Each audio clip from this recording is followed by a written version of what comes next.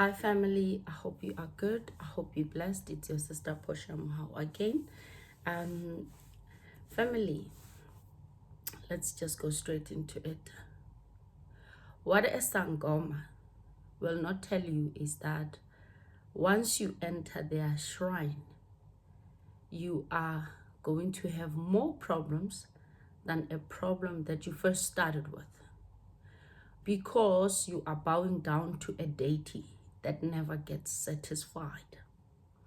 Once you enter into a shrine of a Sangoma with one problem, you have bought yourself more problems than the problem that you went in with. You are going to have 7 times worse problems that you went there without. You are going to have bought more generational problems because of your kneeling down and bowing down to a God that operates, that works by being served, that works by being sacrificed to. You see, because once someone becomes a traditional healer, that person listens to their ancestors, listens to their spirits, and there are certain sacrifices that the person does.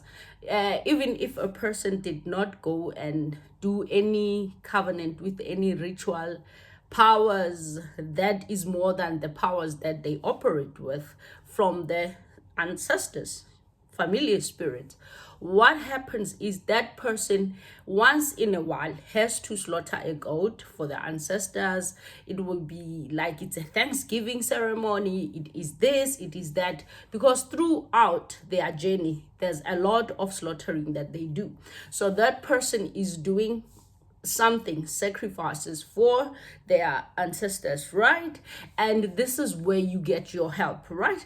And you being part of that person's child, that person's client, that person's whatever, you are also counted amongst anything that comes as a blessing to that particular person that operates with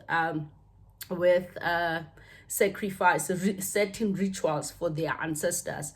So if their ancestor in an instance is not happy with them, your things are never going straight. Basically, yes, the punishment comes to them, but you must remember, this is the person, this is not God.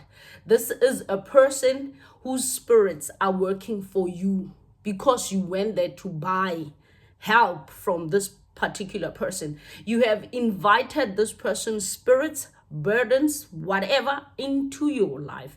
So any lifespan, any life turmoils, anything that comes from that person, you have become part of them because you are like now their family.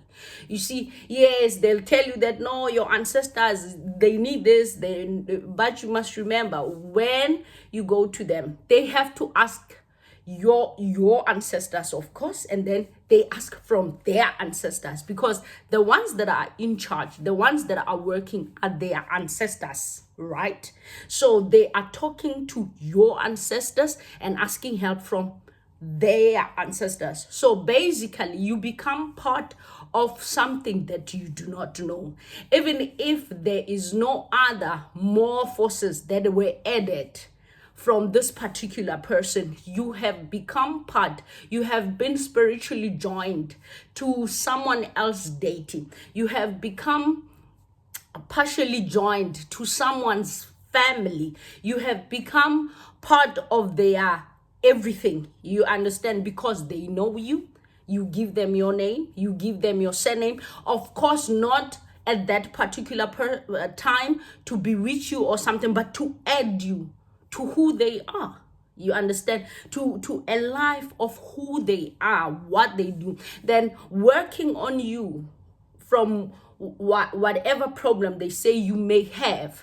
Now there's going to be razor blades, blood covenants, there's going to be razor blades, there's going to be so much things, and everything that it's being worked on, it's a problem from you, but that is them working on you with what they took for their ancestors, you inherit people's problems without you realizing.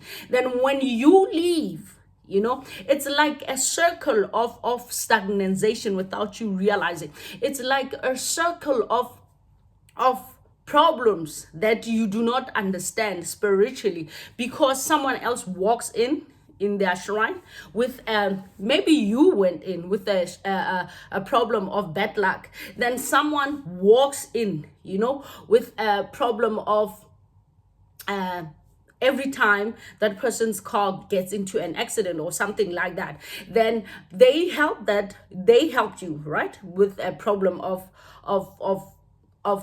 bad luck. And then the one that is coming, the accident problems, they don't just vanish. You are buying them within yourselves, because you are not going to a solution that is permanent. You are not taking problems that can be honestly, spiritually helped and attained through the power of the living spirit, which is the Spirit of God. You are using the spirit of the world. So what does these spirits of the world do? They just recycle your problems within yourselves because you believe in them, right? So it's like make believe. Like, I'm gonna take it from you, but I'll take this one's problem and bring it back to you, because you have to come back to me, because I need you. I'm a deity that never gets satisfied. That's why the Bible says the place of the dead does not get satisfied.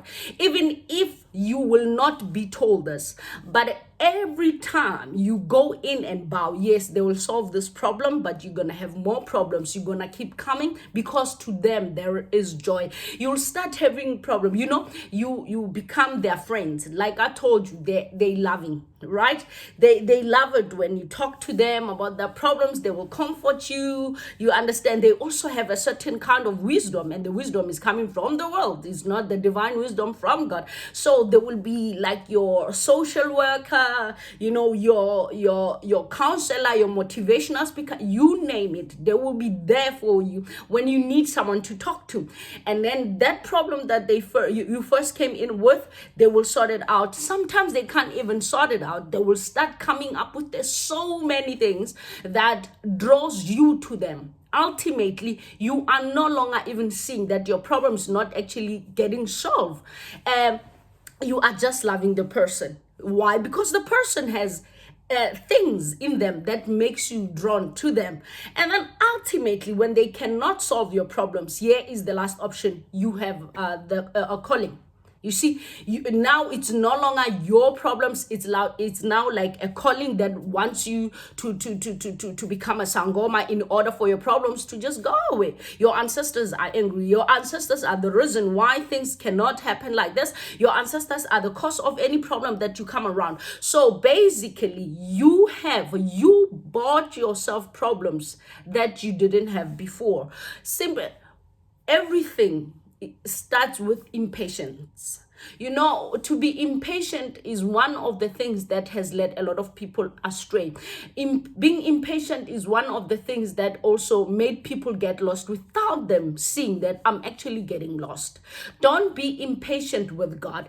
Don't be impatient with yourself, no matter how long something takes. I ever had a talk with a certain lady. This lady has properties in KZN, Gauteng, Limpopo, and the Free State, 4 provinces. The lady has properties. The lady owns one of the, she is in a position, one of the highest positions you can ever come across. But when she tells you she studied to a PhD level, but when she tells you her story and her testimony of how long it took for her to finish her studies, the toils, so much that there were times that she thought she would never make it. She kept failing a module. She kept failing. People kept laughing, people kept mocking, and she kept going to people's graduations with enthusiasm, whatever the word is. I don't know, sometimes I can't even believe it's me failing to pronounce certain words, but it happens. And This woman says, I went there with nothing but joy, like happiness. She's extremely happy for people and patient with herself. And being patient with herself has made her become what she is. It honestly blessed her in a way that she looks back and say, what if I could have listened to people who said to me, no, stop this course, it's not working for you, you've been failing it more than 3 times, what is the use, you're wasting time, you're wasting money. No, she was patient with herself. She was patient with herself. Don't be so impatient that you end up going to places where you think you'll find a solution only to come with more problems than the problems that you started with. You need